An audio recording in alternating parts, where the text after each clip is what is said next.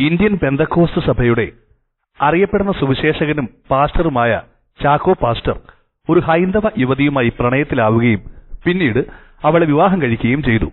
വിവാഹത്തോടുകൂടി Chacko pastor മതം മാറുകയും ഹൈന്ദവനായി മാറുകയും ചെയ്തു. മതം മാറിയെങ്കിലും അദ്ദേഹത്തിന്റെ സ്വഭാവത്തിനോ ഭക്തിക്കോ യാതൊരു മാറ്റവും ഉണ്ടായില്ല. ഒരു ചെറിയ കുഴപ്പം മാത്രം. കർത്താവിന് പകരം അദ്ദേഹം അയ്യപ്പനെ വാഴ്ത്തിപ്പാടി. കവലകൾ തോറും അദ്ദേഹം അയ്യപ്പനെ സ്തുതിച്ചുകൊണ്ട് സുവിശേഷ പ്രസംഗങ്ങൾ നടത്തി. ഇത്തരമൊരു പ്രസംഗത്തിലേക്കാണ് ഞാൻ നിങ്ങളെ സ്നേഹപൂർവ്വം സ്വാഗതം ചെയ്യുന്നത്.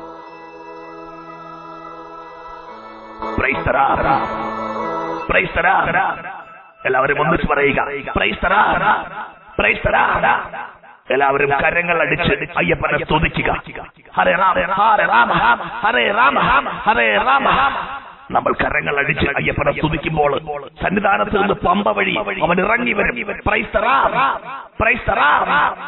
വിശുദ്ധ രാമായണം 9-ാം അധ്യായം 12-ാം വാക്യങ്ങൾ ഇങ്ങനെ അരുൾ ചെയ്യുന്നു. അയ്യപ്പന്റെ പേരിൽ ഒന്നോ രണ്ടോ പേർ ഒരിടത്ത് ഒന്നിച്ചു കൂടിയാൽ അവിടേക്ക് സ്വാമി ഇറങ്ങി വരും. നമുക്ക് കണ്ണുകൾ അടച്ച് കരങ്ങൾ കൂപ്പി നിന്ന് അയ്യപ്പനെ സ്തുതിക്കാം. സ്വാമി ഹരേ രാമ ഹരേ രാമ. വിശുദ്ധ മഹാഭാരതം 12-ാം അധ്യായം 12-ാം വാക്യത്തിൽ അയ്യപ്പനെ കുറിച്ച് ഇങ്ങനെ പുകഴ്ത്തുന്നു. സ്തുതികളിൽ ഉന്നതമേ നമ്മളിങ്ങനെ അയ്യപ്പനെ സ്തുതിക്കുമ്പോൾ അവനെ പുകഴ്ത്തുമ്പോൾ നമ്മുടെ ദുഃഖങ്ങൾ എരുമേലി വഴി പമ്പ കടക്കും.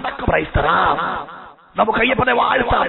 ഉണ്ണിയപ്പത്തിന്റെയും അരവണയുടെയും രൂപത്തിൽ നമുക്ക് മുന്നിലേക്ക് എഴുന്നള്ളുന്ന അയ്യപ്പനെ നമുക്ക് പാടി പുകഴ്ത്താം. എല്ലാവരും എഴുന്നേറ്റ് നിൽക്കുക. കരങ്ങൾ ആകാശങ്ങളിലേക്ക് ഉയർത്തുക. ഉന്നതനം നോക്കുക. അയ്യപ്പനെ മാത്രം മനസ്സിൽ ധ്യാനിക്കുക. പാടുക. എല്ലാവരും ഒന്ന് ചേർന്ന് പാടുക. 1 2 3 അതിശയമേ അയ്യപ്പന്റെ സ്നേഹം എത്ര മനോഹരമേ. അത് പമ്പയിലടങ്ങാം സ്വാമി സന്തതം പാടുന്നു ഞാൻ.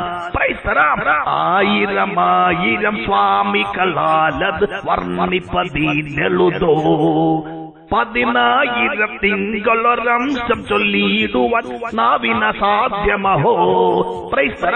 എന്തതിശയമേ അയ്യപ്പന്റെ സ്നേഹം എത്ര മനോഹരം. എല്ലാവരും ഒന്നിച്ച് കരങ്ങൾ ഉയർത്തി കരങ്ങൾ അടിച്ചുകൊണ്ട് അപ്പൊ പാടുക. എല്ലാവരും ഒന്നിച്ച് ചേർന്ന് പാടുക.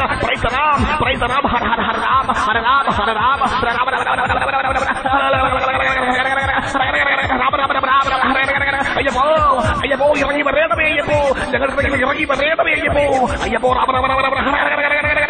ഇറങ്ങി വരണമേ. അയ്യപ്പോ